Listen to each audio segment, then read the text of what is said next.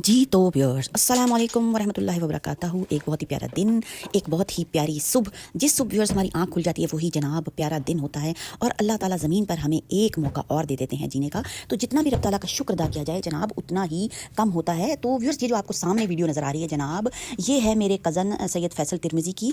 तो क्या है ना कि मेहनत में कितनी ज़्यादा अज़मत है। ये वो शख्स है जो कि पढ़ते ही नहीं थे और मेरी ताई अम्मा जो हैं वो इनके लिए बहुत ज़्यादा परेशान रहती थी। और एक दिन क्या हुआ कि वो इनसे नाराज़ हो गई। जो आपको लेफ्ट में नज़र आ रहे हैं ना, ये मेरे कज़न है सैयद फैसल तिरमिज़ी। ये एम्बेसडर है जनाब रशिया में आजकल। तो मैं आपको क्या बता रही थी कि ये पढ़ते ही नहीं थे और फिर क्या हुआ कि ताई अम्मा जान नाराज़ हो गई और फिर उन्होंने कहा कि मैंने अब फैसल तुम्हारे से बिल्कुल भी बात नहीं करनी, क्योंकि तुम पढ़ते नहीं हो और सारी फैमिली माशाल्लाह से पढ़ी लिखी है, तो तुम जो है हमारा मुंह काला करोगे। तो फिर क्या हुआ और वो बहुत ज़्यादा रोई उस दिन, वो इतना ज़्यादा रोई, फूट फूट कर रोई।